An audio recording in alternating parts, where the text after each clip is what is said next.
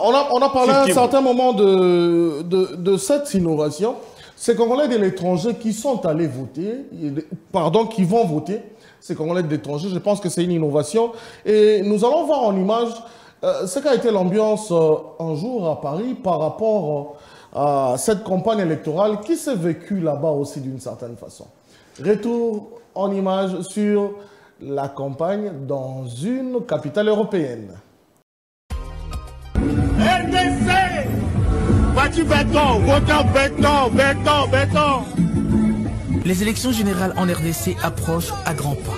Les Congolais et Congolaises du Congo et du monde entier se mobilisent. La diaspora congolaise dans son ensemble, et précisément la communauté congolaise de France et son président Pacheli Mikobi, apportent leur soutien au candidat numéro 20, Félix Tshisekedi, pour l'élection présidentielle du 20 décembre prochain. Sous le froid d'hiver, distribution de tracts, du porte-à-porte et marche dans les grands quartiers de Paris et sensibilisation dans les médias.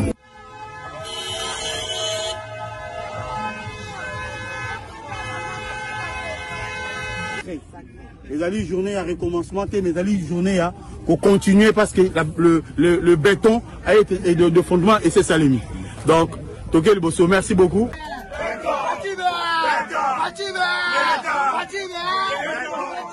Voilà, ça c'est la campagne du candidat numéro 20. Je crois que c'était à Paris, mais à Kinshasa aussi, on continue à mobiliser. À Kinshasa, la mobilisation continue. Nous avons proposé l'extrait d'un cadre politique d'un parti qui appelle aussi jusque-là, qui mobilise pour son candidat. Je pense que si je suis prêt à la régie, nous allons voir comment la mobilisation continue à Kinshasa avec cet appel au vote fait par un cadre de son parti politique.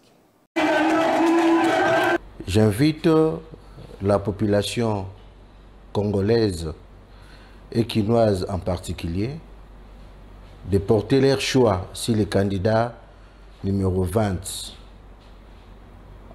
Antoine Félix Tshisekedi Tshilombo.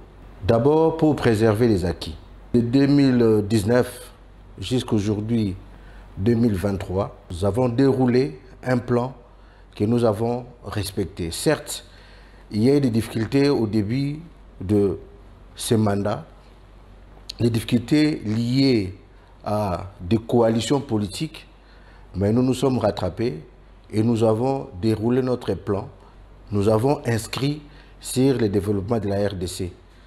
Je ne veux pas ici m'élargir sur tout ce que Antoine Tshisekedi Tshilombo a fait au cours de son mandat, mais je retiens principalement les efforts qui ont été entrepris sur le plan diplomatique. Notre pays a été remis sur orbite sur le plan international. Les efforts qui ont été déployés sur le plan social. La population congolaise payait les minervales pour les parents, pour certains parents. Cela a été très difficile et il a fait bénéficier à la population congolaise la gratuité de l'enseignement. Beaucoup de mamans mouraient au cours de l'accouchement, tout simplement parce qu'il n'y avait pas de moyens. Il a fait bénéficier aux mamans de la République, aux familles de la République, la gratuité de la maternité. Il y avait beaucoup de difficultés, mais il a déployé un plan sur le développement de la RDC.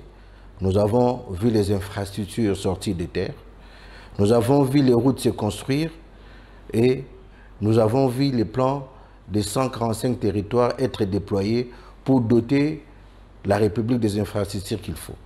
Aujourd'hui, nous sommes devant notre responsabilité, c'est de faire un choix. Le choix, c'est Félix Tshisekedi Tshilombo, le numéro 20. Eric Izani, ça mobilise à Paris, ça mobilise à Kinshasa.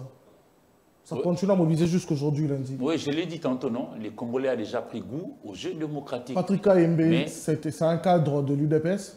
Il n'est même pas aligné, que je sache. Non, il n'est pas aligné. Je pense que les mandataires, ça doit être l'une des raisons pour laquelle il n'est pas aligné à la course. Mais il mobilise pour son candidat.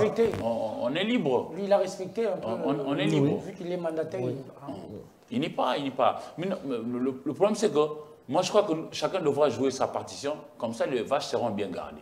Chez nous, on a besoin d'avoir les routes, les écoles, l'eau, l'électricité à temps plein, que nous ayons un travail décemment payé et régulièrement payé, que nous ayons la possibilité de bien vivre chez nous. Alors pour ce faire, nous devons nous engager dans le travail. Pour aller dans le travail, nous devons avoir quelqu'un qui puisse venir pour jouer ce bons rôles d'un bon chef d'orchestre, pour bien utiliser les différentes énergies et talents, pour que la nation avance. Parce que nous visitons aussi le pays des autres, ah ben, ils avancent tant soit peu, mais chez nous, malheureusement, on se querelle, on s'entretue, on s'entredéchire. Je crois que la priorité, ce serait, c'est vrai, aller en démocratie, les élections, on veut bien, mais après, ça sera la place au travail pour améliorer nos conditions.